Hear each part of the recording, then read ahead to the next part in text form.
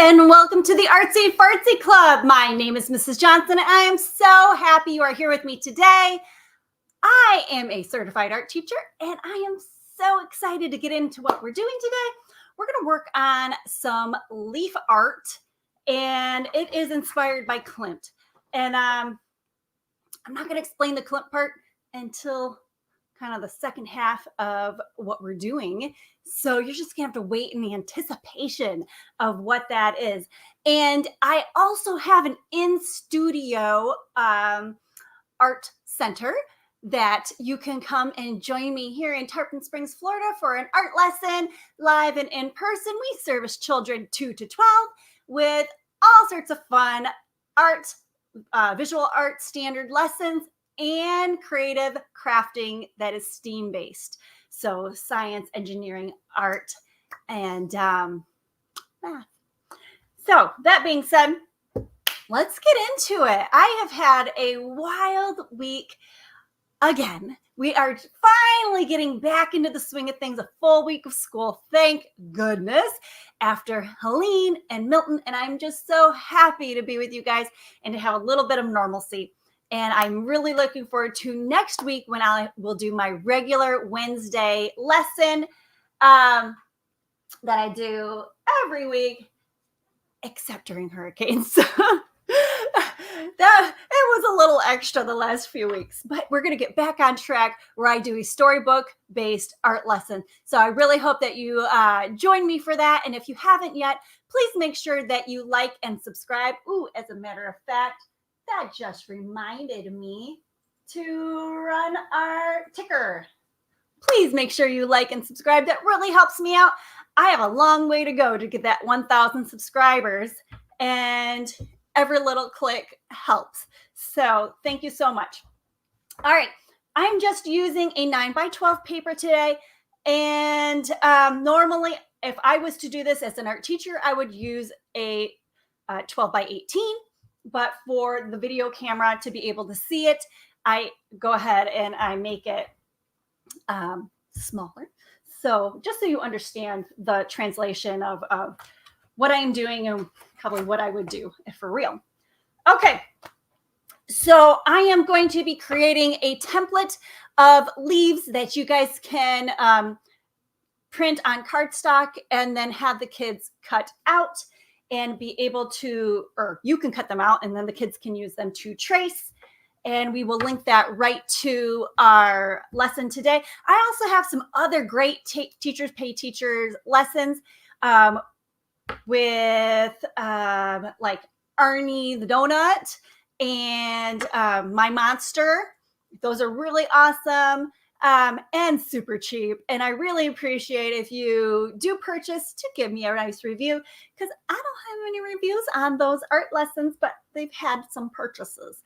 So that would also help me out. And I'm talking 99 cents right now. So get them now before I raise the price, because let me tell you, you don't make a whole lot when you're selling something at 99 cents. But I just wanted to get them out there and have people enjoy them. And it just, I don't know, it gives me another little avenue to get my art stuff out there and let people know what I'm doing here. So, of course, we'd have our students write their name on the back of this piece of paper, and I would use the tracers and pencils, but the tracers are going to be the size for an 18x12, and this is a 9x12, so I'm just not going to use those because that's not going to fit on here. And I would make a rule that they have to fill their entire paper with these leaves and have them go in different directions. And of course, as a teacher, I always want things to go off the page so that our imagination can run away with ourselves and run right off the paper. So tell them to put their leaves. Some leaves will run off the paper. And I'd say, hey, minimum 3 sides of your paper have to have a leaf running off. All right. So the things that you're going to need if you're doing this at home with me today is a heavy white paper, because we are going to be watercoloring. So you're going to want a classic color watercolor set, some watercolor brushes. And I like to use 2 brushes when I do watercolors. I'll use my little brush for detail, and I like to have a big brush And even though it's a flat head, it's still a watercolor brush. It's all about the type of bristles that it is. And these bristles are soft and they hold lots of water. You got it, guys. So that will help me to do a wet on wet technique, which we'll talk more about. So I have a bowl of water over here, my classic colors, and of course, Sharpies. And you might want to have a variety of Sharpies, fat and thin. And last but not least, we're going to come in with something a little fun today. And I really, really, really, really, really hope that I was not fully prepared today. So I did a watercolor before we started, and I really hope it dries, because on top of that watercolor, we're going to come in with paint markers. You can use paint markers, but you also can use metallic Sharpie, or metallic Sharpie would do the trick. So long as you have a black Sharpie and maybe a silver and a gold Sharpie, that would do it. But what I'm going to use out of my set, I'm going to use gold, black, white, and silver. And you're going to see an opportunity for multiple different things. And I'm going to show you some pictures of Klimt's art so that you can understand who Klimt is and what we're going to draw from inspiration from his art. Okay? Gustav Klimt. All right. So what am I going to do with my paper? And what do I mean by putting the leaves in all different directions? So we want a variety of leaf patterns, because the more variety we have, the more interest that there is. And we're going to put them in different directions, because that's going to create movement throughout our art. And we want our viewer to see the art and travel with their eyes through the art. We don't want it to just stop in one spot. This spot's interesting, I'm done. We want it to go around our art and to see the whole thing as a whole. It's all interesting. It's all awesome. It's all great art. Okay. So we're here and we're ready to go. So I'm just going to go ahead and start random. And honestly, guys, your paper could be vertical too. It doesn't really matter, but I just think that this looks great on the screen so that you can see it better. And that's nice. And let me double check to see how we're doing over on our Instagram. It looks like somebody's watching on Instagram. Hello, Miss Lorraine. I love you. Have a great day. All right, let's get into it. So using those tracers, my students would make a variety of leaf shapes. So they're going to trace the outside of the leaf, okay? Then they're going to have to come in and make the veins. So you might want to have examples of what the veins would be, but I mean, it doesn't have to be rocket science. You just show them in general a couple of leaf patterns and how they would go off in different directions. And then I go, okay, so make sure your leaf is going off the edge in some spots. And I'm just going to use my imagination right now as to where those spots might be. Okay. And once again, different ones. So does anybody know by chance what design of leaf this is? And I learned this when I was a little kid, and it might sound, I don't know, old school kind of prejudice, but so this is an oak leaf tree. Do you know if it is a white oak or a red oak? So you can tell that it is a white oak because of the rounded ends are like bullets. So we think of like the pilgrims. This is how I learned it. Don't come at me. It's the rounded end is like the pilgrims. So the white man, okay, had bullets. So this is a white oak. Now let's come into town and we're going to make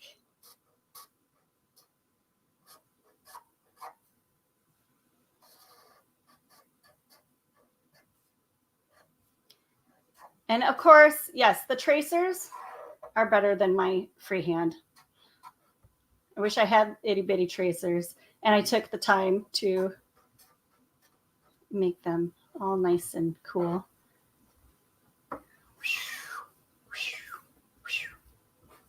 All right, now let's pretend that this looks like a red oak tree leaf. How do we know it's a red oak? Because it has the pointed edges, and that is the arrows of a Native American, which they used to call the red man, okay? Don't come at me. I know it's not politically correct anymore, but that's how I learned it, and that's how I remember it to this day. Sorry, that the pointed oak leaves are from a red oak. And that's a fun fact for you. Okay. So these Sharpies are done. You want nice, fresh Sharpies, or my recommendation to my students is to draw slower.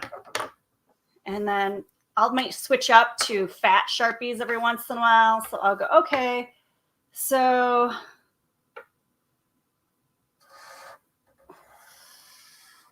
I am originally from Michigan. So we have a unique tree that would have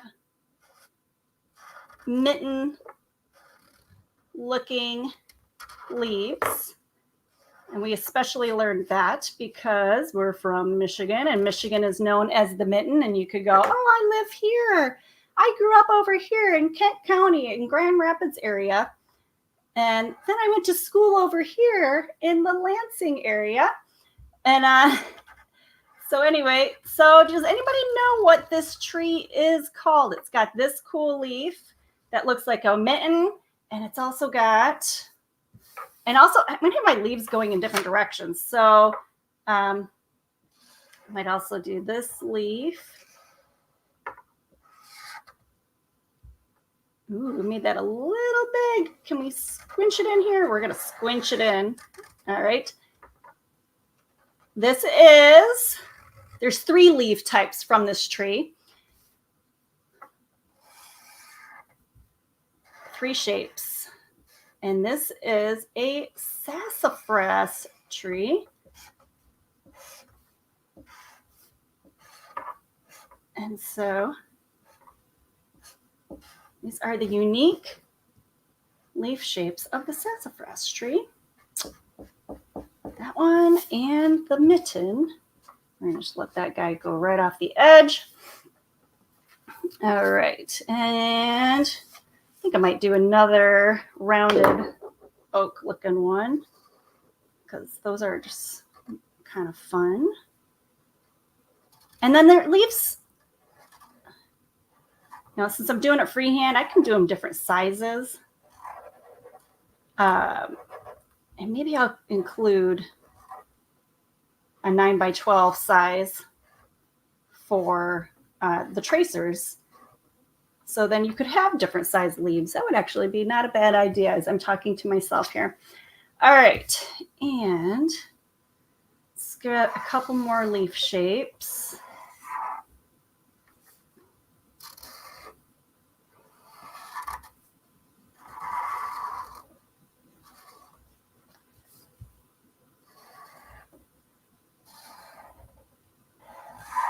Trying to fill in those spaces. You do want gaps, but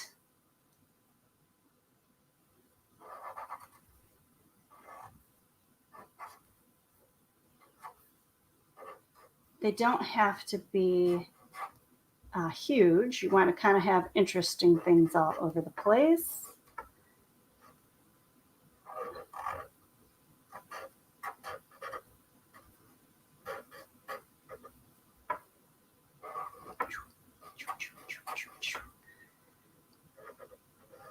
All right. And this one then has it coming down. I am just going into the vault and remembering different leaf shapes. Oh, It's going off the edge. Boop, shoop, boop. Okay. Boop.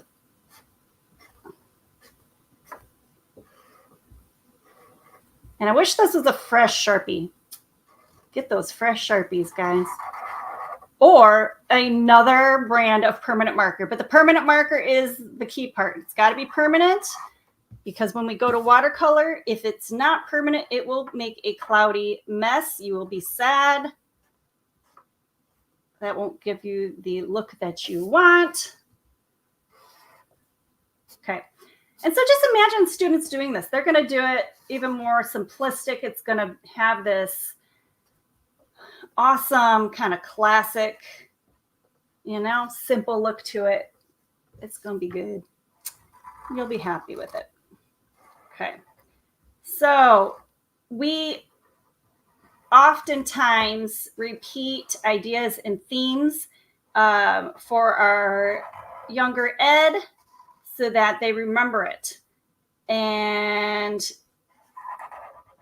we're going to work with our color theory of warms versus cools, and we do that a lot.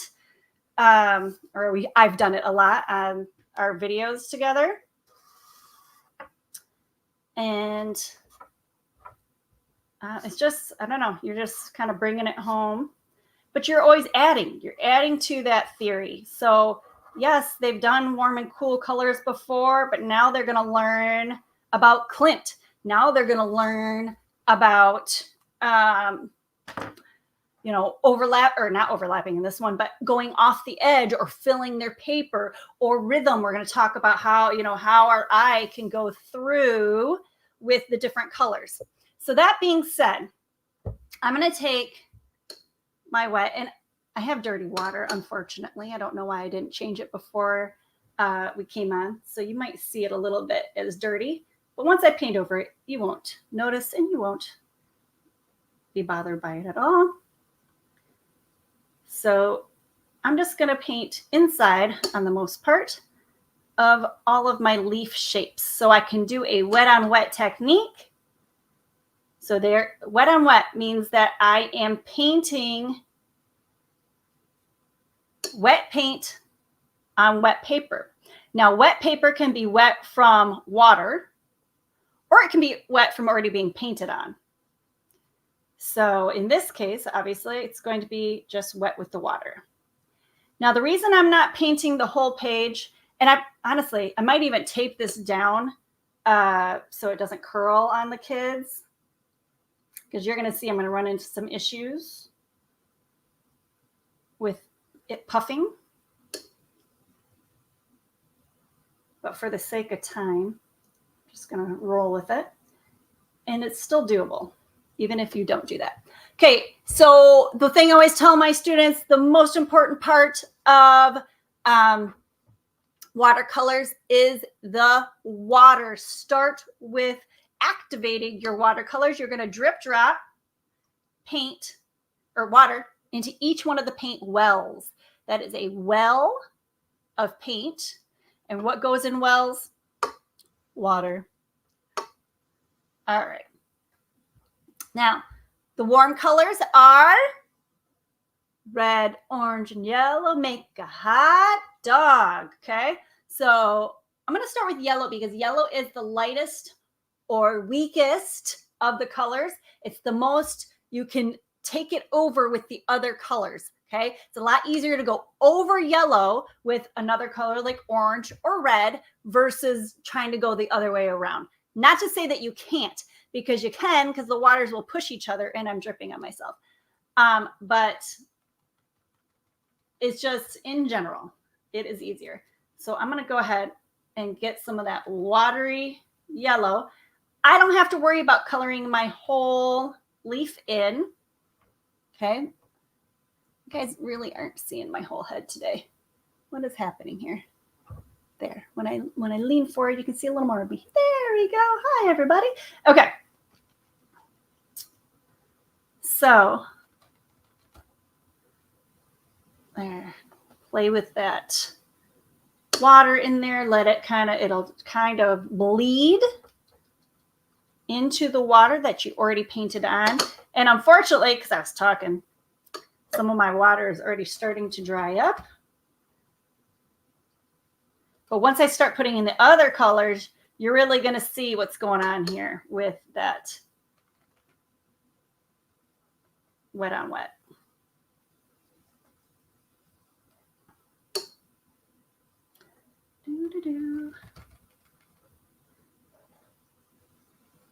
This is probably one of the last fall lessons I'll do. I'll start getting into some winter lessons before it's winter, so that you guys can do those in your classroom. There's no point of me waiting too long, and then while it's already winter, and then you won't be able to see what to do. So, okay, so we got the yellow going on. Now here, I'm going to go with the red, and you're going to, orange, and you're going to really see some dynamic things happening. And because I'm starting to get ripples, you'll see that it'll pool in different areas. So this is pooling where there is a ripple there. But also you can see that it's bleeding into the yellow paint. So I don't have to be quite as aggressive with my orange because, again, it is going to spread and dominate that yellow. You want to put a lot of the yellow on because the orange is going to start to invade its space, okay? And try to be a little bit more controlled. I might even go in and switch up my brush. Remember how I said I like to use the big brush and then the little brush? Might switch over to little brush. Okay. Getting into my white edges.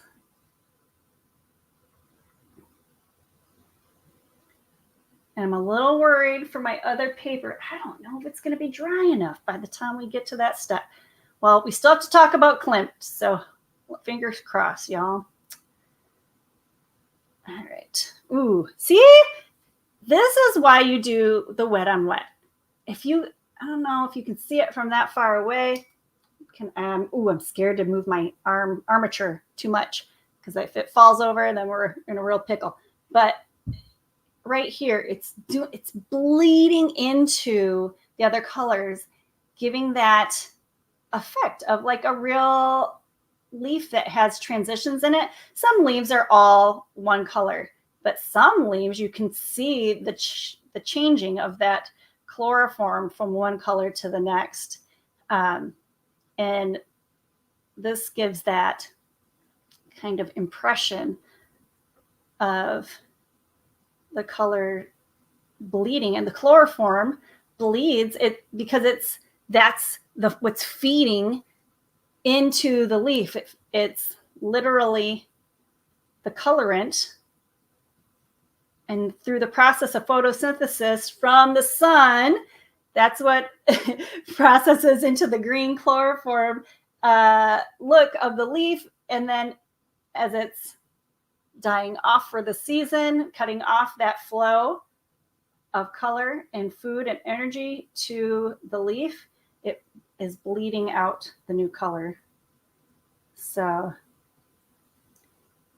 kind of a cool thing to do with your kids and to talk about cross-curricular, talking about the science of leaf colors. There's always something cross-curricular that you can talk about in your art program that your admins will love, and it only bolsters your program as well as the curriculum that they're doing in their Gen Ed classroom. It's only an additive. It doesn't take away from your program. It's only enhancing the value of your program. They're going to learn about leaf life cycle and how the chloroform forms in a really fun and genuine way that they may recall more than they would in their regular science class. I mean, you're able to provide a service that maybe their science teacher has never thought of before. And you're just adding value and justifying your curriculum. No, we shouldn't have to justify our curriculum to admin, except we do. Except you do. Because just like a gen ed teacher has to justify what they do in their classroom, we need to justify. We shouldn't have to defend. There we go. We shouldn't have to defend why the arts are important. That should be established, right? But we do have to explain our curriculum and the value of it to our admin, just like a gen ed teacher would. So now I'm going to come in with that red. And now that's going to interplay with the orange and the yellow. You're going to start getting some yummy bleeding between the different colors. And you see here, I left like some white areas. I'm going to come back in with that red and let the red do some cool stuff. And then anywhere that you get dips, you just got to be careful because it's just going to keep pooling there. Any of those ripples, that's where it might be valuable to tape down your paper, because the taping down the edges of your paper is going to prevent those ripples. Now, this is a 90-pound heavyweight paper, which I find is enough. It's universal. I can do pencil drawings, marker, painting on this. I need one paper for all of my curriculum, and it's the value. If you start buying watercolor grade papers for your art program, super nice, but a lot of art programs don't have that kind of money to expend on watercolor grade paper. If you can afford that, rad, awesome, do it, go for it. But for the rest of us that don't have that luxury, 90-pound. And then tape. If you can afford to have tape, that you have all the kids tape it down, do lint it beforehand, because you don't want them ripping their paper. So you just have them blotted on their clothes first to get the tape a little bit linty before they tape it to their paper. That's my pro tip for you, so you don't ruin their art when they go to peel it off. But, you know, a lot of people can't afford to have multiple classes using tape and then just throwing it away. Like, that's some crazy stuff. I'd rather do a clay project. I'd rather do some plaster. You got to make choices in what you purchase. So maybe 1 year you're able to invest in something like that. But if you don't have a big budget, I wouldn't tape. You just kind of work around it, and you give them the advice and the instructions of how to, work around these. Oh, okay. So it's draining here. So it kind of makes that yellow tip look a real weird. I might paint into that so that, I don't know, they work together. Okay. A little bit of red on this one. This one's got a well here where a ripple happened. Okay. So then once I feel like I have painted these, I'm going to come back in and I'm going to do the negative space. And the negative space is everything else in the background. So your positive space are the leaves. That's the object in your painting. The negative space is the non-objects in your painting, the background. So in this case, it's just a blank background, but that could be the wall in a still life, or the table in the still life, because really the object is the bowl of fruit or the vase, or maybe you consider the whole table is part of it, and then the wall and the floor are the background. We can get into a whole theological debate about what's actual positive and negative space. And then I always loved to show Georgia O'Keeffe, because then she starts messing around with, inside the bones, and that negative space, you can see through the main object, which is the bone. And then you see through the hip bone of an animal to the negative space, but then the negative space becomes a positive. Fun stuff for another day. Okay, I'm going to go. I digress again. So if you're an art teacher, maybe you feel me. If you're a student, you're like, Mrs. Johnson, please move on to the background. Okay, so be careful not to paint the water too close to the edges of your leaves, because then that's going to draw the paint that you have inside your leaves out. And what we would just want to give it a little bit of water so that our background can bleed into each other and play around, okay? But when you get too much water, which is kind of what I did on my first example thing. Oh, see here, I got a little crazy, and then the dip, the ripple is bleeding into my red space. So I got a little crazy on my example, and they're all bleeding together and whatever. Now here, though, we started with our warm colors first. And the reason I wanted to do those warm or hot colors first is because now when I come in with my background, which is going to be my cool colors, those are going to be able to dominate over that. So any bloopies that we made, they will get taken over by the blue and purple, because those are the darkest, other than black, the darkest colors in our light spectrum. That will go right over that. And so you're going to get some dulled down colors because they are complementary. So when you mix two complementary colors in paint, they actually create a neutralizing effect. So the neutral, what's in the middle of everything, is grays or browns. So it will kind of dull the effect of that blue. When I get to my edge, I'm going to be careful. I don't really necessarily want a white edge, but I definitely don't want my blue to draw out more of that warm color than necessary. And I might come in with a little bit of the purple. You're going to see a little bit of bleeding. So now here the blue touch there in that ripple, and it's going to start drawing into the leaf. And that can happen. Okay, we're going to just let the kids know these are happy mistakes. It's okay. It's okay to have the paint interplay. We just don't want it all to be muddy. That would be unfortunate. But if you get some bleeding in and out, that actually just makes it more interesting. Okay, so somebody might go, oh, why did it do that? You know, look at that. You see how they touched it right there, and it's interacting with that. Cool. We're going to just let it be cool and let it go. All right. Now, as I get to some of the smaller, closer areas, I'm going to probably have to switch over to that finer brush. So I'm going to paint my big areas, and then I'll come back in with my skinnier brush. So big brush for big areas, little brush for little areas.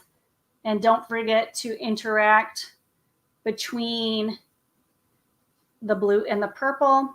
You could even enter in green, but because it's leaves, I think that then it kind of creates a mental confusion, because the leaves would be green if it wasn't fall. I rather visually just separate us from that idea of greenness and just go ahead and keep it in the blues and the purples. All right, grabbing some of that purple. And we're going to get into the edges. Oops, I didn't want to do that. Of our art. And you can see little bits are bleeding in, but because I'm using that fine brush, it doesn't quite bleed as much. We've given some of our leaves enough time to start drying in certain areas, but any of those dips have the paint kind of settling in there. Those are still wet. They're going to stay wet for quite some time. And like I said before, I'm a little worried about the other one. We'll see.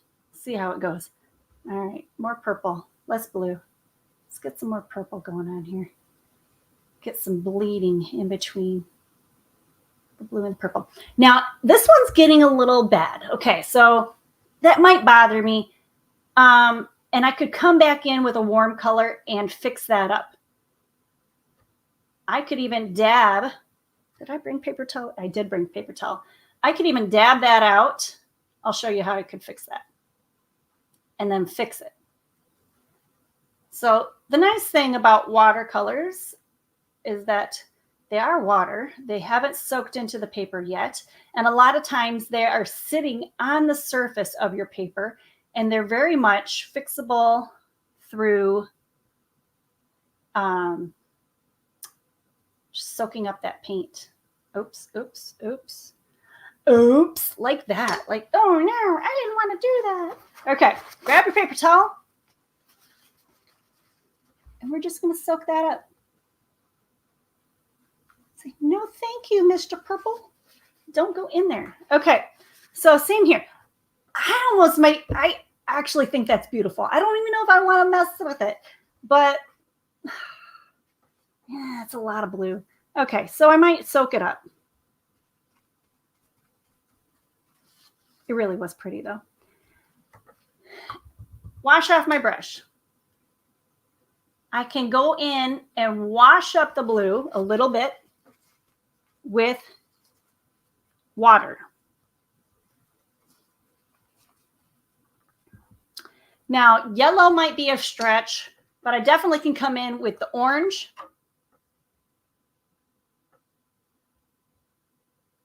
And the orange will then be able to interact with that, cover up those ghost colors of the blue and purple. And I can get a little bit of that red in there. Okay, and that's going to really brighten up because it's much more concentrated than it was before, the red and the orange. Okay, and so that's going to be a lot less of that blue. The blue is still kind of wet there, and I probably could have dried even closer to that edge.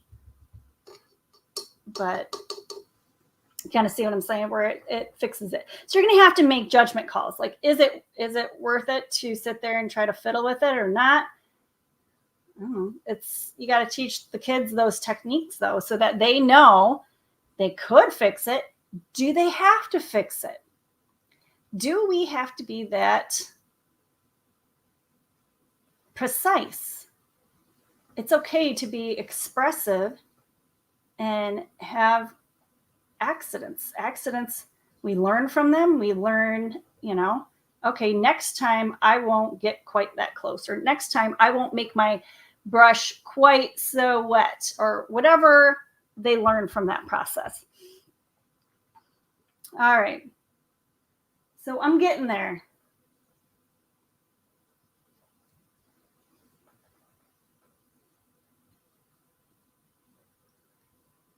A little bit more water.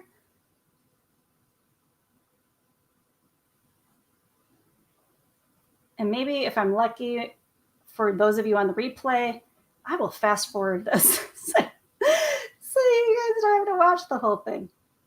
But since we're live, you guys are just going to hang out with me today, and we're going to talk and have a good time. So how many of you guys are already thinking about Thanksgiving? This actually would be a good November lesson. Right? A lot of you have already experienced, like if you're in Michigan, you already experienced your leaf change. I'm not sure about the mid-states. I guess you guys would have already had it. At least because the best color, right, is I guess in October.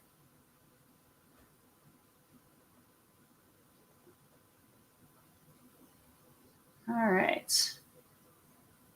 You guys ever to do that? Take a foliage trip? Just take a drive and see the colors of the leaves change.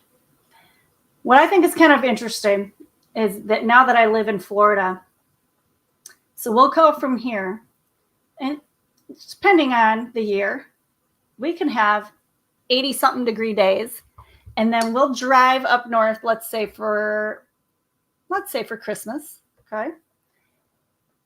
And it goes from 80 whatever, and it can go to some significantly cold weather in Georgia, enough like winter jacket type. And we'll just, you can then see the leaves starting to change from where you are to where you're going. The only thing though, Florida's trees are not the same as Midwest trees. They're just not. I mean, we do have some deciduous trees, but it's just not the same. I don't know. Okay, so that's the general idea. You would have the warms and the cools. Let's check out what's doing on Instagram if there's any questions. No? Okay. So that being said, let's click on over. I'm going to share my screen. We're going to talk about Klimt for a little bit. Share screen. Boop. Let me hope I do this right. Share my screen. And we're going to start with The Kiss. So this is the one that most people will recognize. Are you seeing me? Let's go back. Okay. So this is the art that most people will recognize. The Kiss is a pretty famous Klimt artwork. Now, that being said, can I zoom in more? There, a little bit. All right. So this Klimt was all about pattern and shapes. And so the male side, he has these rectangular shapes. And on the feminine side, the female side, he has these circles. And so he decided that masculine shapes had these, 90-degree angles like squares and rectangles. And the feminine is soft and rounded. And so he has the more aggressive colors of the black and the white and the silvers or grays. And then she is more colorful and feminine looking. Okay, so that being said, how can I share my next screen? Boop-a-doo. This one. Okay, so you might recognize, that's not very close up, are you? Come on, there we go. Okay, so this is another font, he does these similar things, but now he's interacting with the circles and the rectangles here. And then he started to add in these triangular shapes, okay? And he'd have them in the trees, and he'd have these trees with these swirls, these swirling branches. He had several different trees, and you might know these as like the tree of knowledge. These would be repeated or familiar, I guess, to anybody that's seen any of his art, okay? So then we start bringing in triangle shapes. And then the last but not the least, let's share out. Let us share.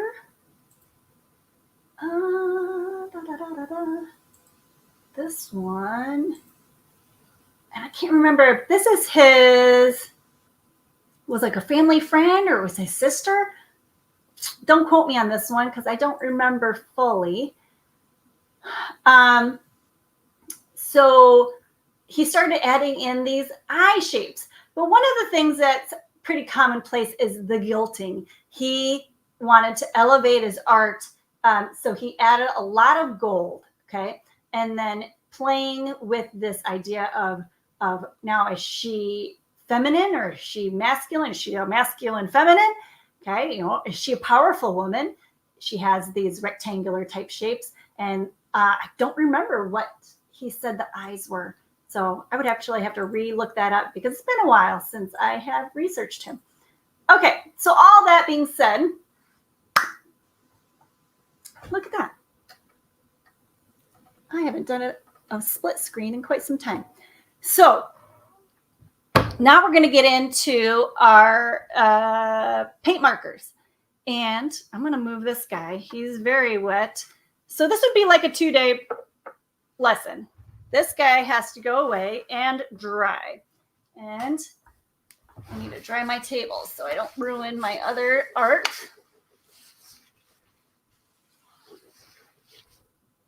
And the other one's still a little wet, but I think it's dry enough that we'll be able to use it. And that interplayed a little bit. Okay, so, oh, and what I didn't do on that one that I might want to do, you don't have to. You don't have to. But I did, oh, see, now I'm moving it and it's dripping all over the place. I did a little bit of texturing in the background. So you take your paper towel and dab. Find a clean section. Crunchy areas are better. So having that kind of folded textury area. Well, might as well soak up those drips. Don't like those. That's unfortunate. But that's what I get for moving it. I'm going to have to really emphasize to your kids to carry it balanced with two hands. All right. So now I've got some cool texture stuff going on. Boom. Get that away. Here we go. Nice background. Dry. Okay. So this one's still wet, but should be able to work with that. Let's see.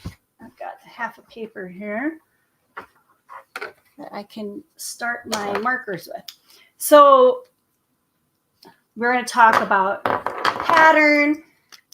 Okay, pattern is repeating a shape or a color or a line. And we can talk about different kinds of pattern. So ABA, or we could have patterns like ABC. What does that mean? Okay, these are mostly activated. So I can have an ABAB pattern. I can do silver. These are my A's. And then I can do gold. These are my B's. A, B, A, B. Or maybe I get a little crazy and I'm going to create a pattern. Mrs. Johnson, they're all the same. For a minute.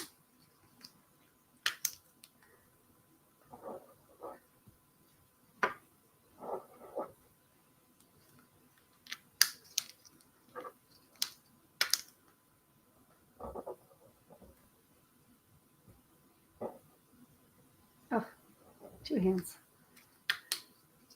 Oh, that white's just soaking right into there. And gold.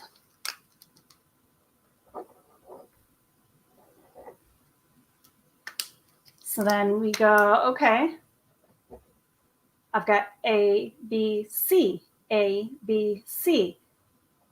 And Klimt would literally, not loving doing this demo on the construction paper, he'd go around things and do multiple layers. So a color and a color and a color. Like, so circle around a circle around a circle. So we can start to make pattern on our pattern. Okay. So all that being said, so I'm going to go ahead and first I'm going to highlight around the shapes of my, well, I'm hoping this works on the wet paper. On the most part, we're doing okay. So I'm starting to gild my art.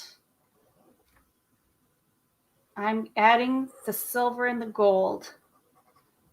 Like Klimt, I'm elevating my art. I'm adding the value. I want my art to look rich, literally.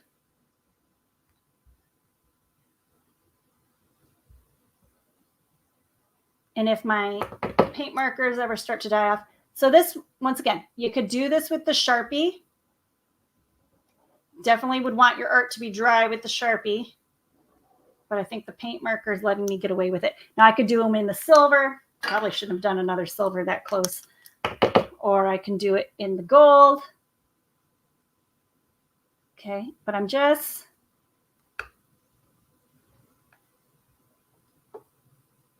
kind of doing like an echo of the shape of my leaf.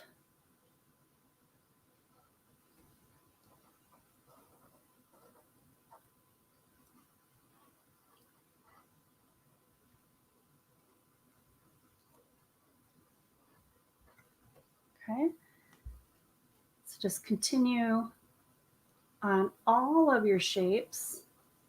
Now, if I was doing a demo, so I'd probably do like one or two and then switch over to another art, switch over to another pre-drawn, pre-dried artwork that's already got all of my gold and silver outlines done.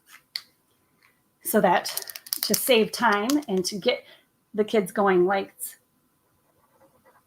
an we do type thing. I don't want to I do for all of their art time. I want them to get a chance to get moving. Now, you might go, oh, that's not very much for them to do for an art period.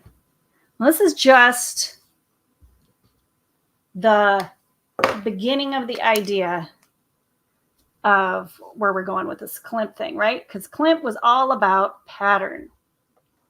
Okay, so this is the first bit that we're gilding.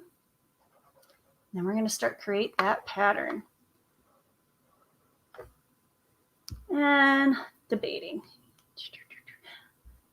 I think I'm going to go with the gold.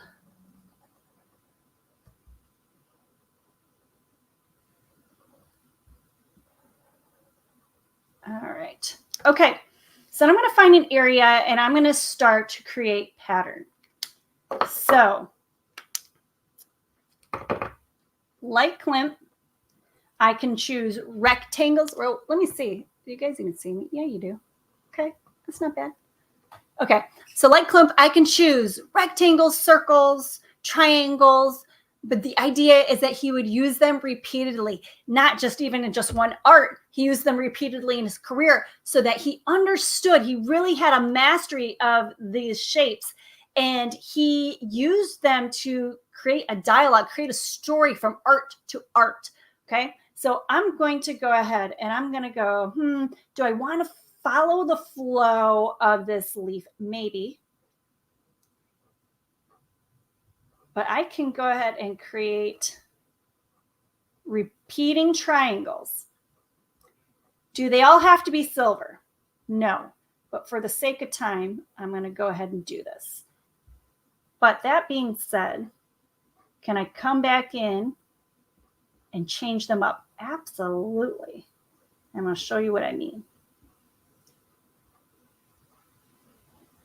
So I can do a single row, or I can do an area. So he would have little areas, like little patches of the circles. And those were like a flower patch or a garden or a bush. That was like a flower arrangement. That was a whole entire area. So I can go ahead and create multiple areas of the triangle, or multiple rows, right?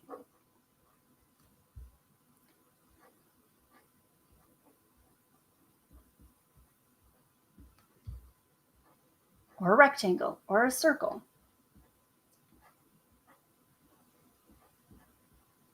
And I don't know if it shows up nicely on the camera. Let's switch back over so you guys get a better view. There we go. So then I could come back in and I could do a triangle in my triangle. Or I can do a triangle outside my triangle. I can switch it up and put white inside my triangle or white outside my triangle, just like he would. Or I can throw in, I'll make this one a white triangle, layering over. I decided I want that one to be white. Okay.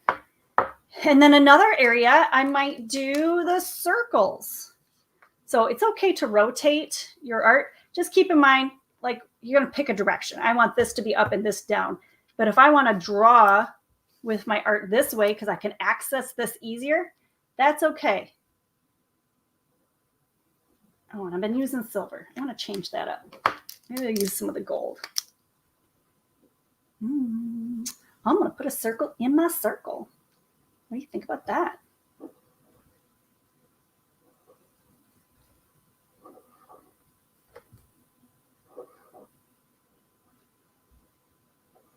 Okay, and this is going to be like a flower patch. You could allow the students to use other colors. I've got a whole set here. So in the feminine, he would use other colors. And that actually might look really cool. Ooh, I let my campers use this. It's got other paints on it. Kaboo.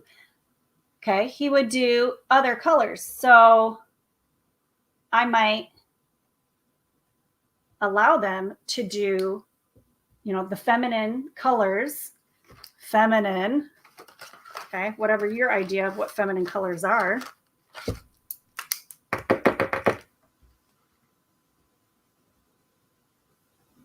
Okay, in that area. But on a budget, what are things that you can get really easily? Gold and silver and white and black. So I would probably just stick to those.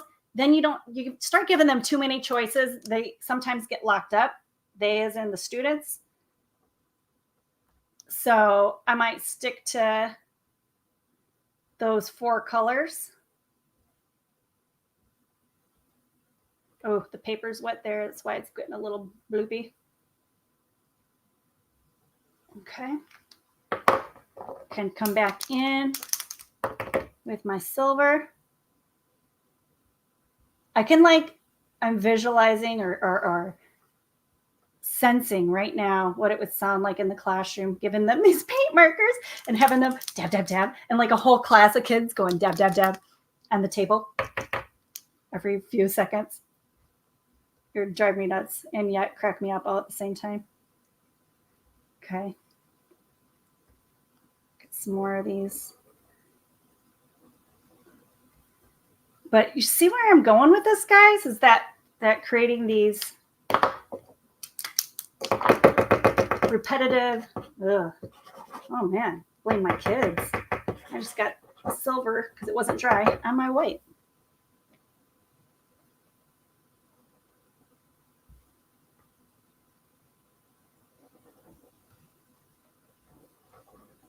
Okay, shape in a shape. All right.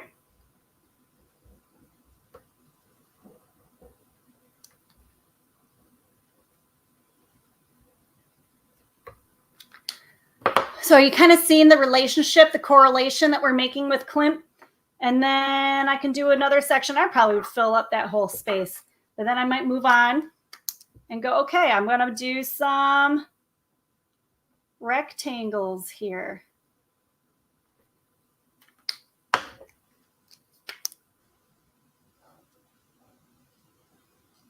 And keep in mind, these can also be shapes and shapes. This can be done with Sharpie. One thing I don't like about paint markers is when they do that, they'll either pull up the paper fibers and get funky, or just from your rubbing, it like they become, I don't know, fibrous on the tips. Dislike. Okay. And so some can be skinny and long. Some can be squatty and fat. We can make some areas squares instead of rectangular shape. And technically, squares are rectangles, sort of.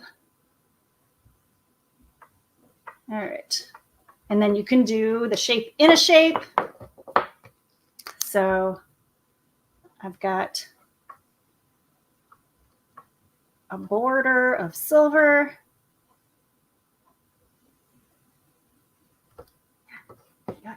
So you got to wipe off those fibers every once in a while, or else they're messing up your stuff.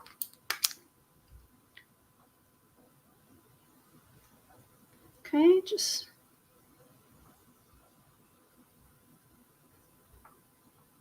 and it's just this will take a whole class time. This could even take 2 class times. If you really want your kids to go Klimt crazy, depending on how long your class periods are, let me proviso that, because if you have 100 and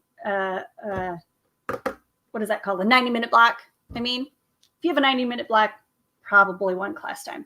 But if you have a 25-minute class, I feel sad for you. And yeah, it could be more than 1 class. Okay. And then last but not least, Klimt like to do the swirls on those tree of knowledge type things. So you could even let them do that. Depends on what you want the look to be. I would probably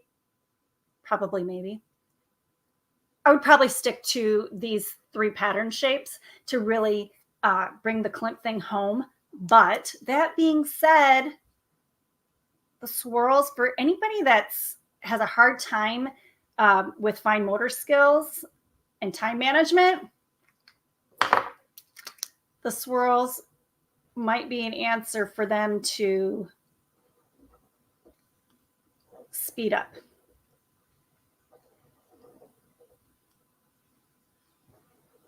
I don't like it as much though, because you can't do as much with these swirls that you can do with the shapes. So to be honest,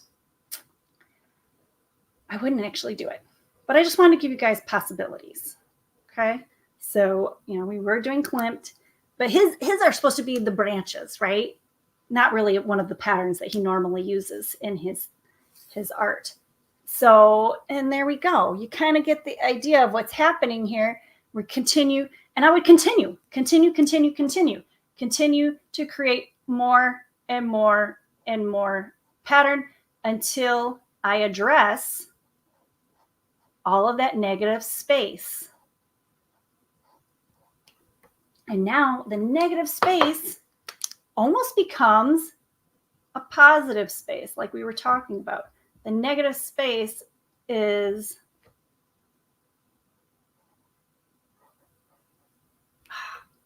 yeah, I really need to wipe out those fibers. No bueno. I don't like that at all.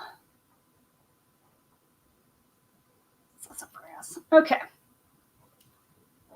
Different shape rectangles.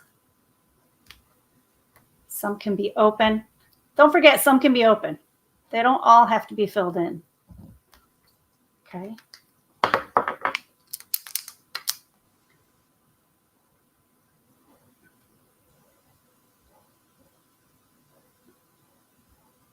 Pattern, pattern, pattern. We're going to pattern our little hearts out here until we fill all that negative space. And you might have a student that goes, well, I'm going to do all rectangles because I'm a man. Okay. Let them. You don't have to have different pattern. Or you might have a girl that goes, I want to do all circles. I'm girly. Okay. But just keep in mind, guys, that when we switch up the patterns, I would say to them, when we switch up the patterns, it creates more visual interest. Creating more detail, more diversity creates more visual interest. But I would keep in mind, once again, so the visual flow of our art. So I see here, I've got this rectangle, which brings me here to this rectangle section. And I might want to have another rectangle section over here, probably here, to visually connect and draw my eye, or draw the viewer's eye through my art. And if I do circles here, I might want to continue that circle pattern through here and maybe continue it over here so that their eye flows through that. And triangle, I could swirl the triangles this way, or I could continue and add some triangles here or here. Where do I want their eye to go when they're looking at something different? Okay. Does that make sense? I really hope that makes sense. And I hope you guys enjoy this one, because I think it's kind of cool, and it's a cool way to involve Klimt without doing the tree of life or tree of knowledge, whatever they call it. The tree of life? I think it's the tree. I don't remember. I have to look it up again. But without having to do that, without having to copy his work, we are making it our own, but we are learning from those artists that came before us, and taking their lessons and then adding on to them. So we're having a dialogue between artists who lived hundreds of years ago to us now, and we're able to just, it's kind of like talking back and forth as artists, although they don't get to talk back to us again. but there's many artists that will do that with their contemporaries. They'll see something that they did and then build on that and change that and make it their own, and add their own concepts to what they did in their art. And we could talk about that another time, because I think that's so fascinating. I always loved art theory and the ideas of why artists did the things that they did. And then when you find out that they actually talk to each other and talk to each other through their art and talk to each other physically, and sometimes have disagreements. I always think, like, where's the tea on these artists? Some artists will actually have art fights, right, with each other. And I think that's amazing and hilarious and so cool, so profound that art is meant to evoke ideas and emotions, right? Do you get a feeling from this art? And when you start messing with another artist's ideas, they know what their idea is behind their art, but then you can't control, as the artist, what other people think and feel about your art. So it is a very personal thing, but you're putting your art out there into the world, and they will take that idea and run with it and make it their own and bring their own belief system and their own experiences to that art. And some people take offense to it. And some people will just, are irrational and can have a back and forth. But anyway, more fun things that we can work on and talk about another day. But I hope you get the idea. Is this complete? No, I wouldn't say that this is complete artwork. I would definitely keep going, and I hopefully I will. And then I'll post it, the finished thing. I know I say that, and sometimes I don't. I apologize whenever I don't actually post the art. But I would finish this up with my patterns, and I'm going to do that because I actually really like this art. I think it's a great idea. I think it's a great idea, if I may say so myself. So, and then I'll post it on the Instagram so you guys can see the completed artwork. And with that being said, if you've never been here before, you are now officially a member of the Artsy Fartsy Club. Yay! Thank you so much for joining me. If you have not yet, please make sure that you like and subscribe. And I forgot, I left the ticker going the whole time. Per usual, I forget about things a lot. I think it's like maybe I have ADHD. But so please do like and subscribe so that you know when I do another lesson. I always go live on Saturdays, and I am really looking forward to our story-based lessons, especially coming up for the holidays. We're going to do some holiday book inspiration and do some art projects based on those.